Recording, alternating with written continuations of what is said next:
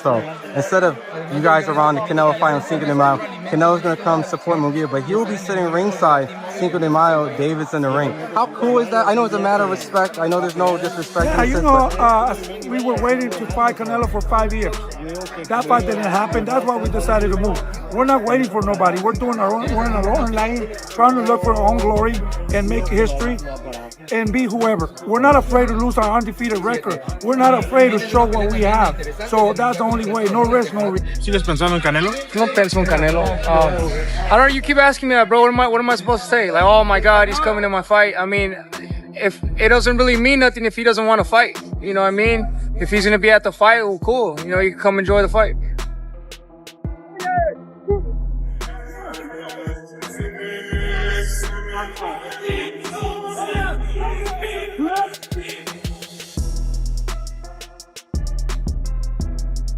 Call for David Benavidez once this fight is done. Is that a fight that you can see happening before the end of your career? Look, I never say no to anything. We'll see later. But I'm focused 100% on this fight. I think he's getting put into a corner now where he's running out of excuses. He said that the only thing I bring is 25 extra pounds, that I'm not worth nothing, but he's asking 200 million, and now he's gonna fight me in the same night. This shit's just stupid, bro. Like, you just tell the people you don't want to fight me. Do you think, like, you know, his hunger is dissipating? You know, I don't know. I can't talk to you about what his hunger is or how his training is or how he feels. I can only speak to you about myself, but for me, it looks like fear. It looks like fear. New updates reveal that Saul Canelo Alvarez is expected to be seated ringside for the upcoming Cinco de Mayo showdown featuring David Benavidez and Gilberto Ramirez. However, anyone interpreting his presence as a gesture of respect may be misreading the situation. From Benavidez's perspective, this isn't just a routine appearance. It signals intent. It reflects the mindset of a fighter who sees no remaining justification for delaying what many believe is an inevitable clash. ¿Sigues pensando en Canelo? No pienso en Canelo. I don't know. You keep asking me that, bro. What am I supposed to say? Like, oh my God, he's coming to my fight. I mean, if it doesn't really mean nothing if he doesn't want to fight. You know what I mean? If he's gonna be at the fight, well, cool. You know, you can come enjoy the fight. This move has sparked fresh debate about the timing behind his appearance. For a long stretch, supporters were eager to see Saul Canelo Alvarez step in the ring with David Benavidez at 168 pounds, but that matchup never materialized. Now, with Benavidez climbing 2 divisions to compete for the WBA and WBO titles, Canelo's sudden presence at ringside has raised eyebrows. The reaction among fans has been divided. Some view it as a calculated move, suggesting he could be analyzing a potential opponent. Others see it differently, believing he's trying to remain connected to a narrative that may have already moved beyond his control. We don't duck or dodge anyone. My brother doesn't duck or dodge no one, you know. That fight never happened. Yeah, that fight never happened. And look what happened, landed in the lap, you know. Yeah. And now it's going to be David's day, and ain't nobody's going to take that day. At the end of your career, how do you think your career will stack up against other Mexican fighters, Canelo, all these other? I think it definitely rival any of those careers. That's why I'm taking these chances. You know what I mean? Because at the end of the day, you're only as good as your opponent, or your career is only, I don't know how to explain it, but I'm trying to put as much champions on there as possible, so by the time my time is finished, there's be no debate, and everybody know that David Benavidez is best in this generation. Last one, you know, Canelo's gonna fight. Here we go. Let's get him. Yeah, the Canelo fight. He happened to announce it today. He's fighting in Riyadh in September. What do you think about that, and the fact that he decides to announce it this weekend? Who's he fighting? Yeah, Mbili. Nobody wants to see that shit. You guys want to see that? Well, I'm not trying to be a dick, bro, but at the end of the day, nobody wants to see that shit. Who the fuck is Mbili?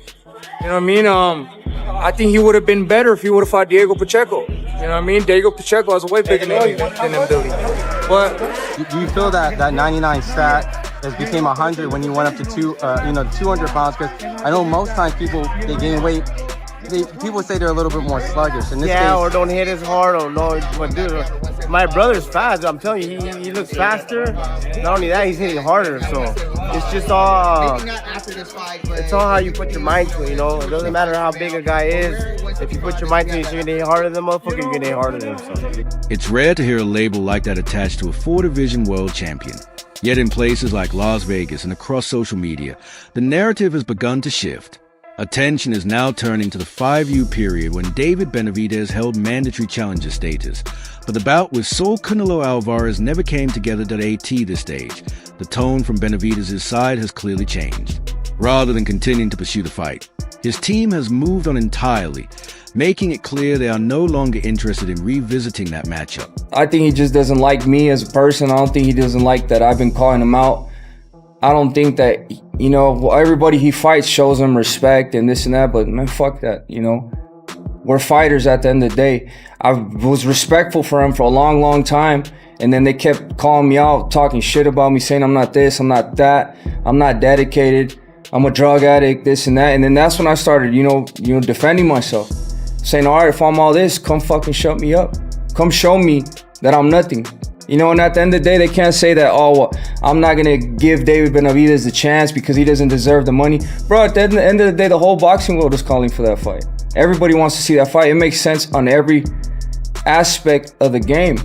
You know what I mean? So, I don't know what his problem is with me. I think he knows what would happen to him if he gets in the ring with me. I'm not coming to play. I'm not these other guys that come to play. And I take that stuff serious. So, I think he just doesn't like me. I don't know if he doesn't want me to, have the people of Mexico behind me. I don't know what it is, But he knows for a fact what would happen to him if he gets in the... By stepping up to the 200-pound division, David Benavidez appears to be putting Saul Canelo Alvarez's past statements under the spotlight.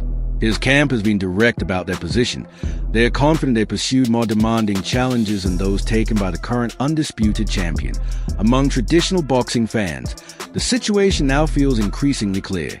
For many, the perception has reached a point where even a ringside appearance isn't enough to shift the narrative anymore. I don't really like to bash somebody because at the end of the day, I give respect to Canelo. He's a great fighter. Yeah. He's one of the best Mexican fighters of all time. But wanting to fight him, David, is not bashing him. Yeah. That's not bashing him. But that's what I'm saying. They spin the narrative on Instagram. Right. If I say something, they say this or that. But I only want what I earned. Right. And I'm entitled to it. From what the WBC told me, they say you win the title limiter, we'll give you a title shot. You win the WBC interim title, we'll give you a title shot. I've been in this position for 3 years. So just because Canelo, he could do what he wants, as he says, right. He's not going to fight the top competition. And he's holding all those belts hostage, bro. And it's not like you got other great fighters too. You got me, David Morrell's there. Yeah. How is it fair that these sanctioning bodies let him pick and choose who he wants to fight? And then the Canelo fans too that be talking shit, bro. Like, do you guys not want to see the best fights? Right. Like, I don't understand. I'm just trying to make the best fights happen. And that's it. At the end of the day, I just want to give the fans what they want to see. Yeah. Observers within boxing have started to note that Saul Canelo Alvarez hasn't shown the same level of mobility since his bouts with Dimitri Bivol and Tyrone Crawford. The argument being made is straightforward.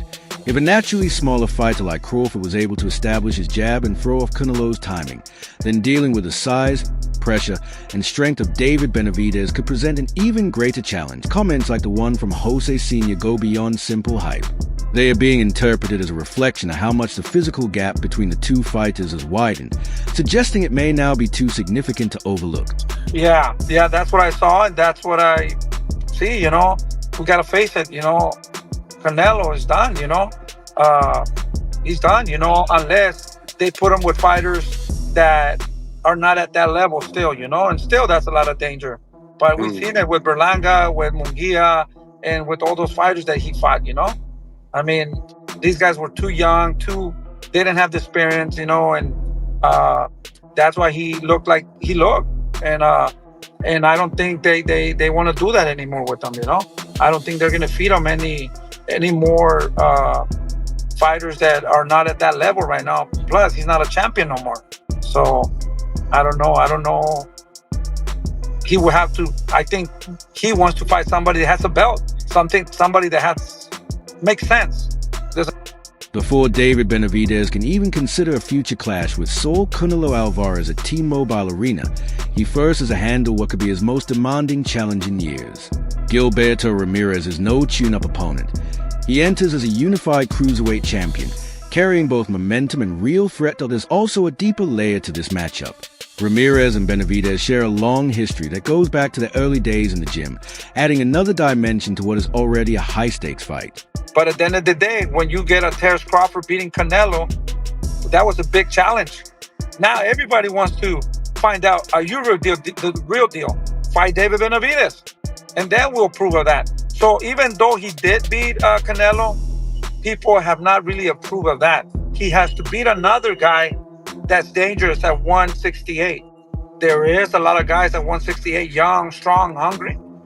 Now, if he managed to be one of those, I think that he'll get the full credit. To me, he already has the full credit, you know? But there are some more people that now are saying, you know, Canelo was old, Canelo this, Canelo that, you know? So I don't know if he could do it, man. I don't know if he could do it. You know, he's too small for that weight at 168. Yeah. I mean, in the same token, do you feel like it's possible that, you know, Turkey would still want to make the fight with Canelo and you guys? And if so, do you feel like Canelo would? I don't think Canelo would face David Benavidez. After that loss, I don't think he wants to go out like that, you know? He has a lot of money, man. I think, you know, his legacy and what he's done is, it's about to say, you know what? That's it. No more, you know? Why would I fight David Benavidez for what? During their earlier sparring sessions, there were claims that David Benavidez often had the upper hand. But the version of Gilberto Ramirez seen today is a different challenge altogether. A two-division champion who is fully settled into his frame and brings a reach advantage that could create real problems if Benavidez allows his attention to drift towards Saul Canelo Alvarez watching from ringside instead of staying locked in on the task ahead. It could cost him daily.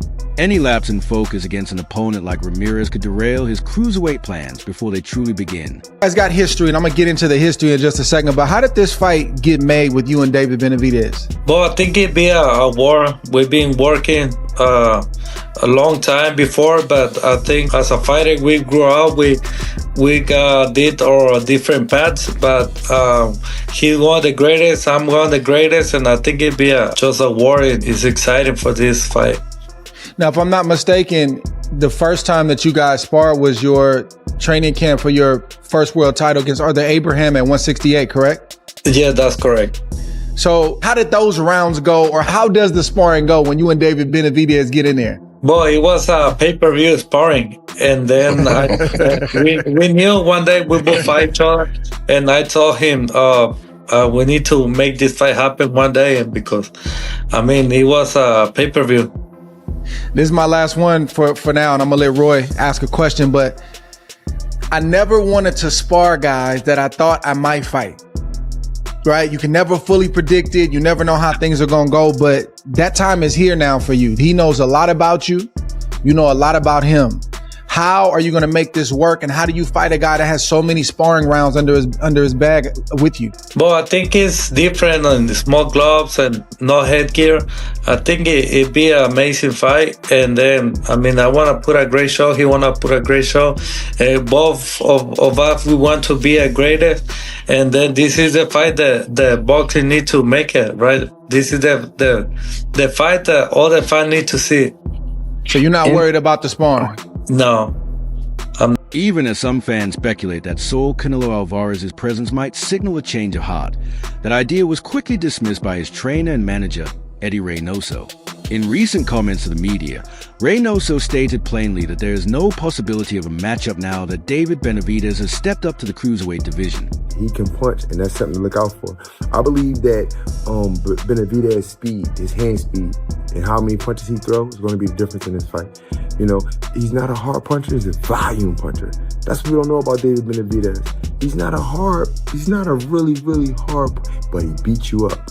He beats you up, and the punches do sting, and they wear you down.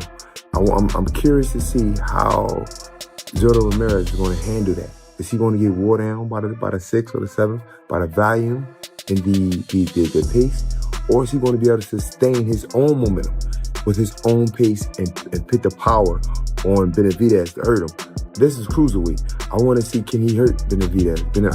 I have yet to see Benavidez hurt, except for when he fought the guy from Ronald Garfield. He was kind of a baby back then. He was kind of a kid.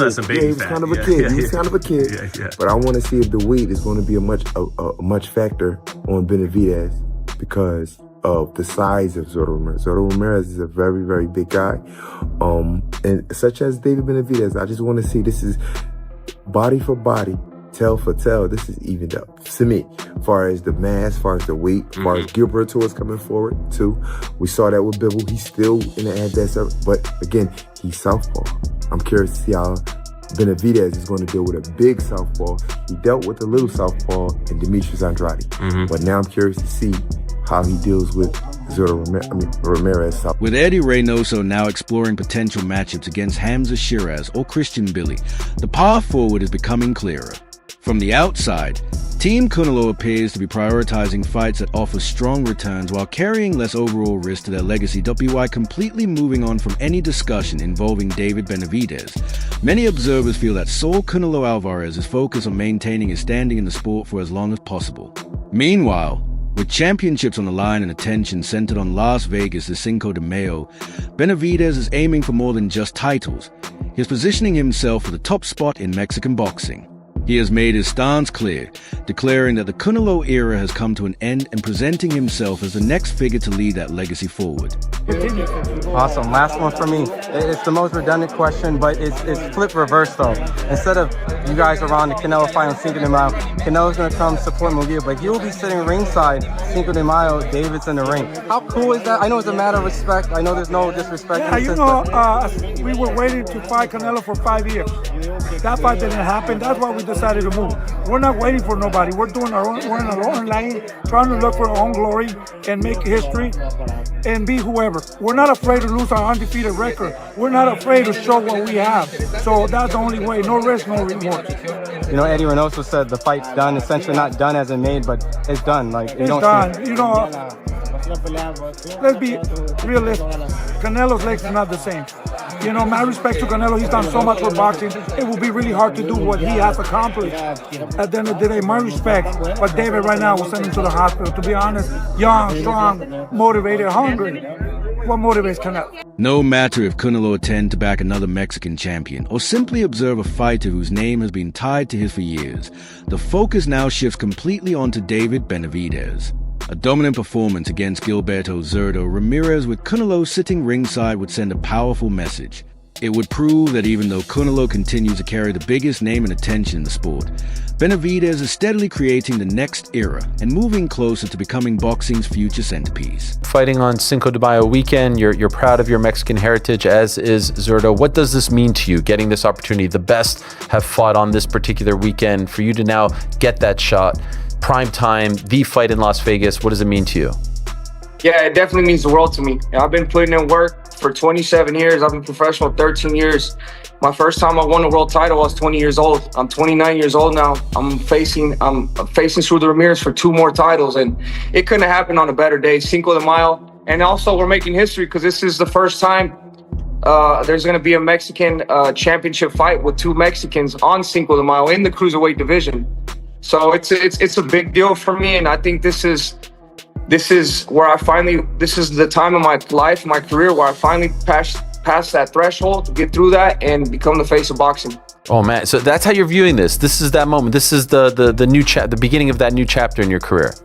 Yeah, this is exactly how I'm seeing it. And you know, you could, just by me talking about this, you could see how motivated I am. And you know, I put everything into this. And you know what also guarantees me that I'm gonna have a great performance is, bro, I've been on weight since like last week, not even trying to get on weight. So already a weight cut, you know, is a weight cut. It takes some out of you, but like when you don't have to deal with the weight cut, I'm gonna have all that extra energy that I usually put in to make to the weight cut.